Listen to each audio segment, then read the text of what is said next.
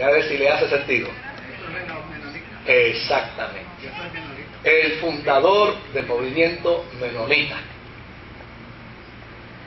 Este ex sacerdote holandés abrazó en el mismo año, fíjense qué interesante, en el mismo año en que persiguieron a todos los anabaptistas en Münster y los mataron y los acribillaron, ese mismo año, este ex sacerdote holandés se declara anabaptista.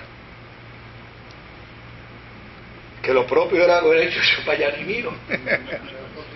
Él dice, no, yo voy a abrazar el movimiento anabaptista. Claro, este se une al líder que había en ese momento, que se llamaba Obi Philip.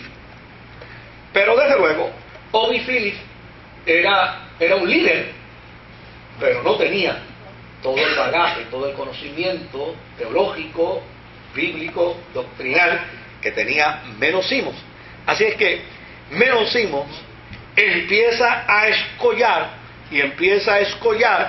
y la gente empezó a llamarle a su práctica y a sus discípulos los menonitas, los seguidores de Menno. Desde luego, este movimiento menonita que surge en el siglo XVI, al día de hoy existe, está vigente, está presente, está latente, es un movimiento muy respetado, es un movimiento muy serio. Tenemos muy cerca de aquí una iglesia de ese movimiento, la iglesia menonita, y desde luego este movimiento aceptó la realidad de que sus convicciones iban a traer persecución. Pero entonces, en lugar de enfrentar los gobiernos y de desafiarlos, lo que hacían era que donde no me quieran, me voy. Sacude el polvo. Qué fácil era haber seguido lo que Jesús decía, ¿no? Y te vas y te mueves. Y eso es lo que básicamente han hecho. Cuando Europa occidental le hizo la vida imposible, se fueron para Rusia y se fueron hacia Estados Unidos. Pero desde luego, cuando por vivir tantos años en Rusia empezaron a ser ciudadanos rusos, siendo menonitas, el imperio ruso empezó a exigirles que tenían que pertenecer al servicio militar obligatorio. Ellos dijeron, nosotros no usamos armas, somos objetores por conciencia, no nos involucramos en guerra, somos pacifistas. Desde luego, el gobierno ruso empieza a presionarlos y ellos se mueven y se mueven hacia Estados Unidos. Pero Estados Unidos finalmente, ¿qué hace? Le dice, el servicio militar es obligatorio aquí, señores. Dice, bueno, pues si aquí el servicio militar es obligatorio, aquí no estamos tampoco. Y agarraron sus motetes y se fueron para Suramérica. Y en todo lugar de Suramérica y el Caribe hay movimiento menonita. ¿En Estados Unidos no hay actualmente? Sí, hay movimiento menonita, porque obviamente ya el servicio militar no es obligatorio. Y siempre ha existido. Pero cuando se sentían, cuando los jóvenes, sobre todo la juventud, cuando la juventud llegaba el momento en que los padres decían, misionero te quiero, hijo, para Sudáfrica, para Suramérica te voy. Y obviamente esa fuerza joven que iba, por ejemplo, en Paraguay hay un movimiento menonita enormísimo, en Argentina hay un movimiento menonita enormísimo, hay un movimiento menonita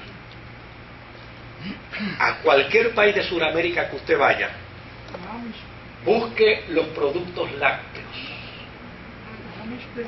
busque los movimientos de agricultura y descubrirá que en todo Sudamérica quienes más quesos venden y más leche venden y que mejor movimiento de agricultura tienen, por lo general, son nuestros hermanos menonitas.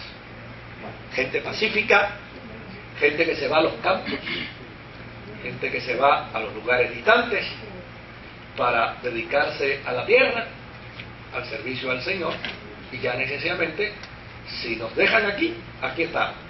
Si nos molesta, recogemos nuestros bántulos y nos vamos. Escuchemos a un menonita, por favor. Quería decir que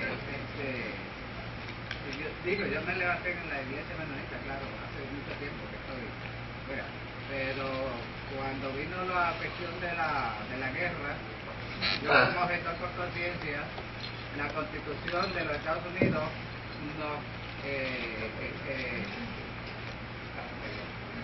que la Constitución de Estados Unidos pues nos exime a nosotros y podemos ir y no ir a la guerra, como ninguno de mis hermanos estuvo en la guerra, porque estábamos protegidos por la Constitución de los Estados Unidos actualmente, no sé en aquella época, pero actualmente sí, ahora sí, pero hubo un momento donde no, donde el servicio militar era obligatorio indistintamente. Había una concesión que se hacía, sí, y era que si eran objetos por conciencia, fantástico, pero puede servir en la farmacia, puede servir como médico, en áreas caritativas, y para eso te empujaba. Pero yo lo hice en el hospital. Sí. Sí, entonces sí, pero hubo un momento que no. Y claro, cuando la postura del gobierno ruso y la postura del gobierno norteamericano era inflexible en ese sentido, los menonitas simplemente lo que hacían era que inventaban viajes misioneros, que agarraban toda su juventud, o sea, vamos para un campo misionero. Y movían a su gente, claro, tenían la gran ventaja que eran especialistas en la agricultura, en la ganadería no hay quien les ponga un pie, pues entonces no necesitaban grandes inversiones de dinero, porque se iban a las tierras que nadie quería. Dime dónde está el lugar más distante de esta ciudad. Allá. ¿Cuánto va la tierra? Bueno, pues gracias. Ya no va. Allí se establecían, allí se desarrollaban y luego empezaban a desarrollar el comercio. Tenemos la leche, tenemos el queso, el requesón, tenemos el ñame, tenemos el plátano, son especialistas en eso.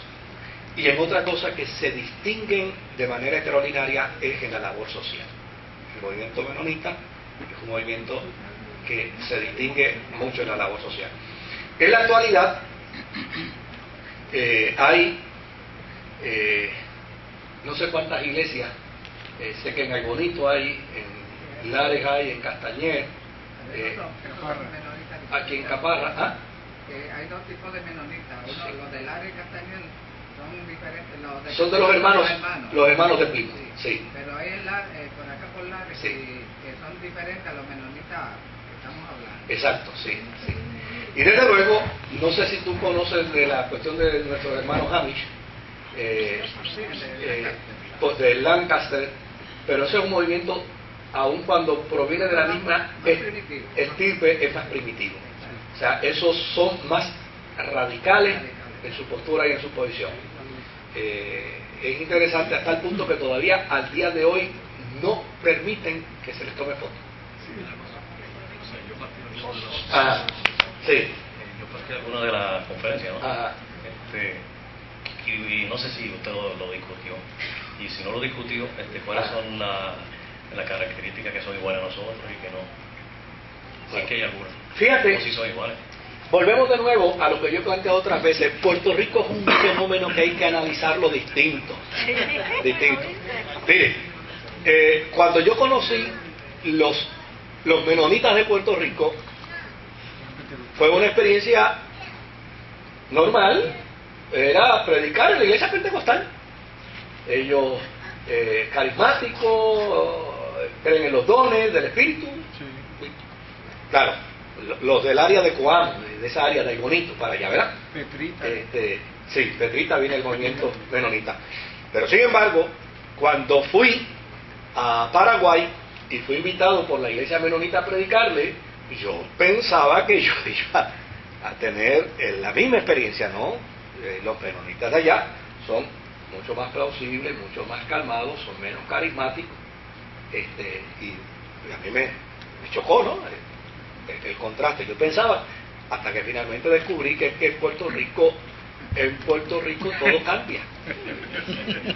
Los católicos de Puerto Rico no se parecen a los católicos de ningún lugar, y los pentecostales de Puerto Rico no se parecen a los pentecostales de ningún lugar, y los menonitas de Puerto Rico no se parecen a los menonitas de ningún lugar.